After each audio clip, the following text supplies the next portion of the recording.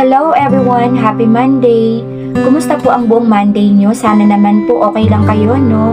Ako naman, ayan, I'm just wondering kasi po, talaga namang tumubo pa siya dito. Ang laki, hindi ako sanay na may ganyan. Yes po. Kasi talaga pong nagdalaga ako na hindi po ako nagkakaroon ng pimples. Bihirang-bihira lang. So ayan, may biglang tumubo po rin. Okay lang yan, mawawala din yan. Okay? So sa mga oras pong ito ay makakarinig din naman kayo ng very inspiring and uplifting na tula. Ito po ay naglalayon ulit na magbigay po ng inspirasyon at motivation sa inyong lahat.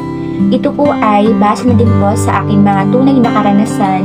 As a matter of fact, lahat po ng sinasabi ko dito sa aking mga videos ay totoo. Ito po ay mga true to life message po. Dinadaan ko lang sa tula. Yes po. Yan po talaga ay mga tunay kong karanasan, mga naranasan ko po.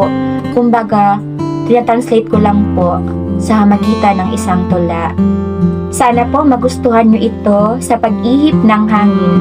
Alam nyo naman po ako, ang daming papasok sa isip ko na pamagat, kaya po talagang hindi ko pinapalampas, sinusulat ko agad sa notebook ko.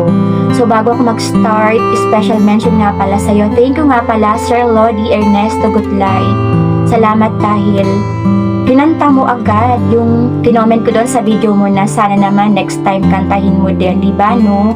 Salamat, sobrang na-appreciate ko yon. Ang ganda ng version mo ng Minamahal Kita. Sobrang na-appreciate ko talaga siya. Thank you din dahil palagi kang nanonood sa mga videos ko. And to all the people out there who keep on watching my videos, a million thanks everyone. Salamat po talaga ha. Sa biglang pag-ihip ng hangin, maaaring magbago ang takbo ng pamumuhay natin. Naniniwala ka ba sa akin? Well, madalas ko itong sambitin. Habagat o amihan man yan, anumang oras ay mag-iiba yan. Palagi natin yang tatandaan, ang lahat ay panandalian lamang.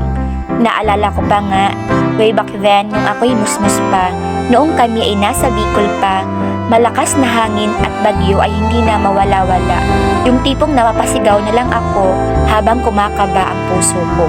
Ang tulang ito ay paalala, huwag tayong masyadong mag-isip at mag-alala sapagkat tayo ay lagi niyang inaakay, lagi lang siyang handang umalalay upang magkaroon tayo ng buhay na matiwasay. Once again, sa biglang pag-ihip ng hangin, makikita at mararamdaman din natin ang lahat ay magiging maayos rin. Magtiwala lang tayo sa Kanya at sa sarili natin. Well, this is the moral lesson.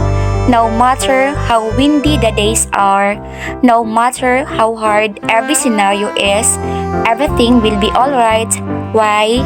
Because there is a perfect time for every life scenario on this planet Earth. Do you agree? Sabi nga diba sa verse, Kawikaan 19 verse 21, ang isang tao ay maraming iniisip at binabalak, ngunit ang kalooban din ng Diyos ang siyang mananaig. Totoo po yan, kahit ako, napatunayan ko yan sa sarili ko. Yes po. Talaga naman po, ang hilig kong magplano, ang hilig ko talagang paghandaan, pati nga yung mga plano namin, di ba? Namin, it means tao. Yes po. Talaga nagplano na kami para sa future namin, di ba? Pero hindi po yun yung nangyari. Hindi siya inalaw ni Lord na mangyari kasi hindi talaga sila ang nakatadhana para po makasama ko hanggang dulo. So it means when the time is right, talaga pong siya ang kikilos para sa atin. Once again, sa pag-ihip ng hangin, magiging okay din po ang lahat. Kaya dapat magpatuloy lang tayo. Gawin po natin yung best natin para po pagdating po ng takdang panahon, handa na po tayong tanggapin lahat ng blessings na deserve po natin. Okay? I hope nagustuhan mo po ang mensahe ng video ito. Ikaw po na nasa harapan ko, ano man ang ginagawa mo sa mga oras na ito, mag-iingat ka palagi ha.